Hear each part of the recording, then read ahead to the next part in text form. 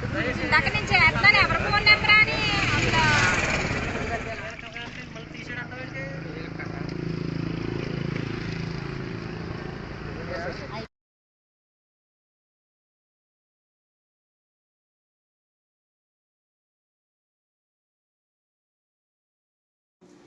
కొంచెం నిమ్మరసం, కొంచెం మళ్ళీ పసుపు, కొంచెం పెరుగు,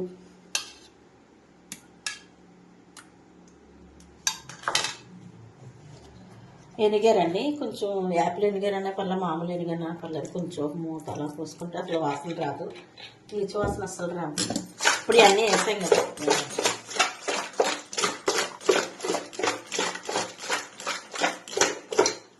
ఒక 10 నిమిషాలు ఇలా ఉంచేస్తే అసలు స్మెల్ రాదు. 10 నిమిషాలు ఇలా ఉంచేసి ఒకసారి కడిగేసుకుని పెట్టేసుకోవాలి. ఈవేళ చేపల పులుసు చేద్దాం అనుకున్నానండి. మార్కెట్కి వెళ్ళి చేపలు తీసుకొచ్చాను, చేయించేసాను. ఇదిగో క్లీన్ చేయాలి. ఇప్పుడు క్లీన్ చేస్తున్నాను. ఇందులో కొంచెం ఉప్పు, ఒకసారి క్లీన్ చేయాలి. ఇప్పుడు పసుపు. కావాల్సిన పదార్థాలండి: చేపలు 2 కిలోలు, సాల్ట్, పసుపు, కారం, నెక్స్ట్ మసాలా, జీలకర్ర, లవంగ మొగ్గలు, గసగసాలు, ఇలాచి, మిరియాలు, అల్లం వెల్లుల్లిపాయ, కొబ్బరి, ధనియాలు, జీడిపప్పు, మసాలా కావాల్సిన సామాగ్రి. ఇక ఉల్లిపాయలు, పచ్చిమిరపకాయలు, కొత్తిమీర, పుదీనా, కరివేపాకు. ఫస్ట్గా కారం వేసుకోవాలి, తగినంత కారం, కొంచెం పసుపు, సాల్ట్, కొంచెం ఆయిల్ పోయాలి. కొంచెం బాగా కలపాలి. నేను పక్కకు పెట్టేద్దాం. అల్లం వెల్లుల్లి కొబ్బరి పేస్ట్ తయారైపోయింది.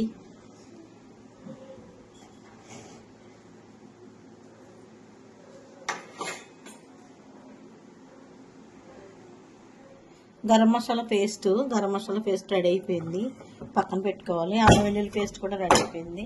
ఇప్పుడు ఉల్లిపాయలు కొయ్యాలి. ఉల్లిపాయలు కోసి నూనెలో వేయించాలి. వేయించిన తర్వాత పేస్ట్ చేయాలి. అప్పుడే చాలా చాలా టేస్టీగా వస్తుంది కర్రీ.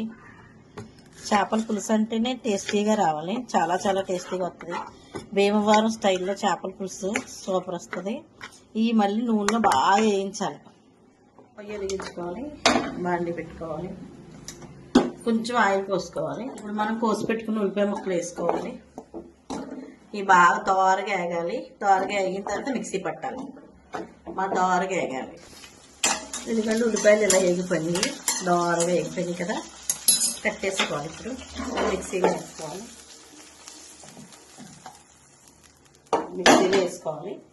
మిక్సీ గ్రైండ్ చేసుకుందాం. 2 వంకాయలు వేయాలండి. 2 వంకాయలు వేయాలి, టేస్ట్ కోసం అంతే. వాటర్లో వేసుకోవాలి. దాన్ని కోసిన తర్వాత పచ్చిమిరపకాయలు నాట్లు పెట్టుకోవాలి. వేడెక్కిపోయిందండి, ఆయిల్ పోస్తున్నాను. ఆయిల్ పోసుకోవాలి.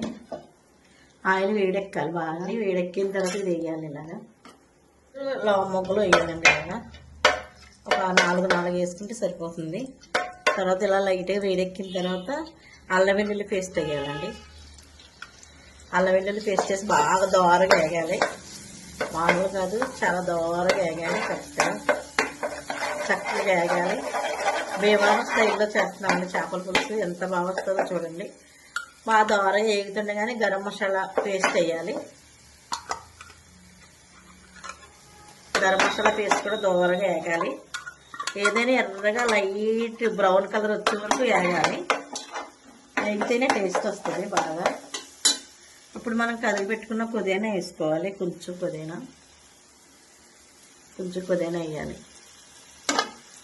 పుదీనా మా చెట్టుదేనండి, మా ఇంట్లోనే ఉంటుంది. పుదీనా అంతా పెరుగుతుంది మాకు, చాలా బాగుంటుంది పుదీనా.